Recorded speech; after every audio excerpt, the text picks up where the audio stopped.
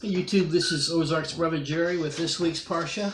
This week's Parsha is Vayera, means he appeared, and it's in reference to Abraham sitting at his tent and looking up, and there were three beings, whoever those are to you. This Parsha covers Genesis 18 through 22, 5 chapters. And as an overview, Abraham is promised a son. Abraham begs for Sodom. Sodom and Gomorrah are destroyed. Lot impregnates his daughters. The conflict between Abraham and Abimelech. Abraham goes on to Gerar and lies about Sarah being his wife again. Esau is born. And then the father tests Abraham by asking for Esau's life, basically. But I would like to focus in on the destruction of Sodom and Gomorrah.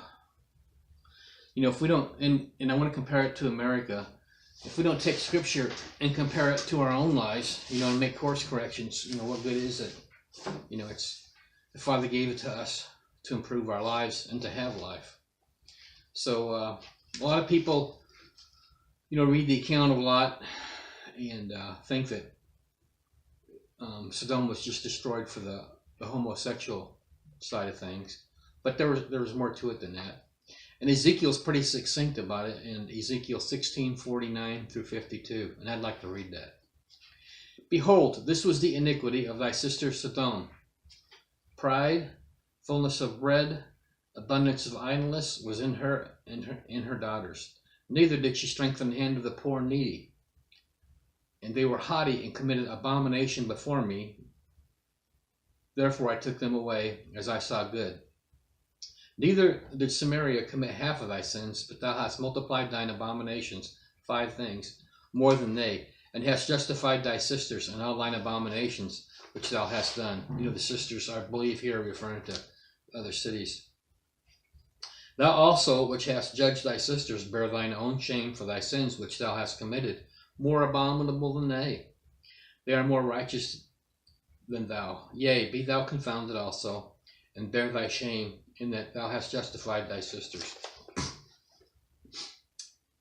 So if you look up pride in the dictionary, and I use Webster's 1828 as it's the closest commercially available, to the printing of this King James scripture. But so pride is an inordinate self-esteem, an unreasonable conceit of one's superiority in talents, beauty, wealth, accomplishment, rank, or elevation in office, which manifests itself in lofty airs, distance, reserved, and often in contempt of others. Martial pride looks down on industry. Pride goeth before destruction, Proverbs 16:18. All pride is abject and mean. Those that walk in pride, he is able to abase, Daniel 4:37. And this is all in Webster's dictionary. Insolence, rude treatment of others, generous elation of heart, a noble self-esteem springing from a consciousness of worth. Wow, I don't think that's what we're talking about here, but so American pride, where's America fit on the world stage in pride? I think we had started having real problems with that at the beginning of the 20th century. On January 2nd, 1918, Colonel Edward House and President Wilson remade the map of the world to their liking in 2 hours. Wilson said he was bringing permanent scientific peace to Europe. After he told the Americans we wouldn't be sending men over there. Of course, we turned around and did it. Next war came on September 1st, 1939. Of course, they redid that from World War I.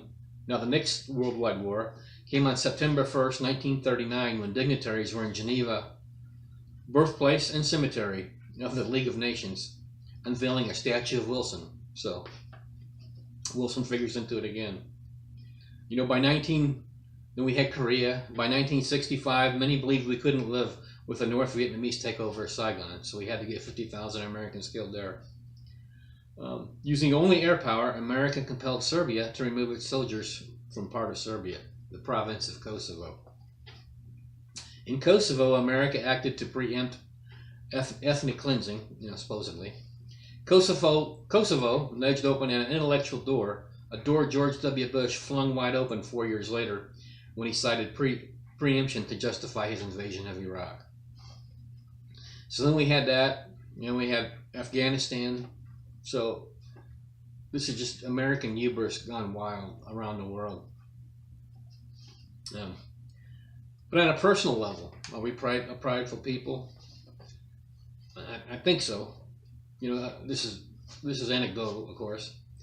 According to the Washington think tank's annual Brown Center report on education, 6% of Korean 8th graders surveyed expressed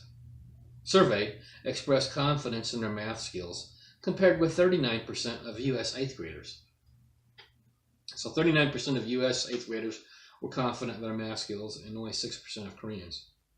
But a respected international math assessment showed Koreans scoring far ahead of their peers in the United States, raising questions about the importance of self-esteem. I guess this is a sidebar, but I was electioneering and I looked up, I was electioneering a school tax, property tax going to the schools, and we were we're 26th in high school math worldwide, and how much money we pumping into it. But anyhow, we're proud of our freedom. Oh man, land of the free, home of the brave. Well, we have the highest number per capita of people in prison of the world. Want to have a cigarette, have a drink, or make a bet? That's all government controlled. The National Defense Authorization Act under President Bush trashed 800 years of habeas corpus, with the Supreme Court case of Hamdi versus Rumsfeld. So now we can hold citizens on indefinite detention. Real ID, if once this real ID really kicks in, and it should have already, you will not be allowed to go in any federal facility without a real ID driver's license. Okay, so that's pride. How about fullness of bread? What's Wrong with the American Diet by Chris Woolston, January 2018. 25 years ago, the average American consumed 1,850 calories each day. Since then, our daily diet has grown by 304 calories. That's roughly equivalent to 2 cans of soda. So that's theoretically enough to add an extra 31 pounds to each person every year. Judging from the ongoing obesity epidemic, many Americans are gaining those pounds and then some. An NBC October 12th, 2017 reported in the United States, 40% of adults and 20% of adolescents are obese. More than 17% of soldiers were classified as obese in the Army's 2016 and 2017 Health of the Force reports. So that's pride and fullness of bread. Abundance of idleness. The number of 95 million, if you watch any of these business channels, the number of 95 million is thrown out as working age adults that don't work. Now that is not as bad as it sounds, and I was, and I had been suckered into that. But if you, that 95 million number includes retirees, students, people taking care of family members, and the disabled. And if you look at these disability statistics, disablement is going through the roof. However, and as I understand it, that still leaves 20 million unemployed that should be unemployed. That's a lot of people. Country's got what, 315 million, and 20 million unemployed. I mean, because how many of those are children? Shadow Stats is an organization that tracks a number of financial metrics as defined in earlier times. For instance, unemployment as defined in the early 90s would be at 22% now, and that's not too far off of the Depression era. So we're talking about idleness. CNS News, September 8th, 2015, reported that we have 21 million, well, it's 22 million government workers, and that's federal, state, and local employees. So that's 22 million of those versus 12,300,000 in manufacturing. So government employees outnumber manufacturing employees at 1.8 to 1. And I'm retired from the federal government, and there were months I didn't do anything, basically, except busy work. So I understand that. So we looked at pride, fullness of bread, abundance of idleness, and then Sodom didn't strengthen the hand of the poor and needy. Well, whatever you think of Benjamin Franklin, I personally buy into this quote. He said, "I am for doing good to the poor, but I think the best way of doing good to the poor is not making them easy in poverty, but leading or driving them out of it. I observed that the more public provisions were made for the poor, the less they provided for themselves, and of course became poorer. And on the contrary, the less was done for them, the more they did for themselves and became richer. But the more you provide for them, the more votes you can get. That's where we're at with that. And I used to say I hated both political parties equally, but man, the Democrats are off the chain. If you look at the cities that they have controlled for decades, Chicago Tribune, August 16th, 2018, 74 shootings and 12 were fatal. San Francisco's handing out tourist guides to keep out of the human feces that's in the streets. Parts of Detroit don't even have drinking water. So, now how about abominations? Does America have abominations? Well, the Bronze Driver Briggs defines that as a disgusting thing in a ritual sense. A disgusting thing, ritual sense, include food, idols, mixed marriages in Hebrew versus in Goy.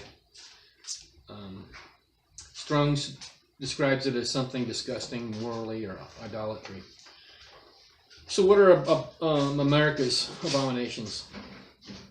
Well, if you look up numberofabortions.com, when I did it a couple hours ago, we'd already had 1,230 abortions in this country. Since Roe versus Wade, we've had 60.8 million. The United States this year has had 754 million. 18,247,000. Black babies since 1973. 18,247,284. Blacks are 13% of the population. They're a third of abortions. So worldwide, because in worldwide, that's a reflection on us too, because all these NGOs, non-government organizations, send the money out there to encourage abortions. So worldwide, since 1980, there have been 1.5 billion. 1.5 billion abortions. Worldwide this year, 33 million. Terrible. So that's one abomination. Homosexuality. 4% homosexuality. So, and that's what got Sodom, everyone was outside Lot's house, just had to know those angels, and that got them therein. Military hubris, multiple worldwide wars, which I spoke of earlier. The Arab Spring, we left, the Middle East, portions of the Middle East. Like Gaddafi's country, it's a hellhole, a number of places. And Tunisia, and pornography, my sin of choice. We are the world leaders in pornography. So to conclude, I'd like to read another verse from this parashah, Genesis 19:14, and it's when Lot's warning his family to get out. So Genesis 19:14, and Lot went out and spake unto his sons-in-law, which married his daughters, and said, Up, get you out of this place, for Yahweh will destroy this city. But he seemed as one that mocked unto his sons-in-law. So that quote, but he seemed as one that mocked, that's something to think about. There's a lot of signs with our markets. We have an ongoing soft civil war, thus far. Half the country doesn't recognize this Trump's administration. A lot of things going across, against this country. So I don't know if it's judgment or not. We'll see. But thanks for listening.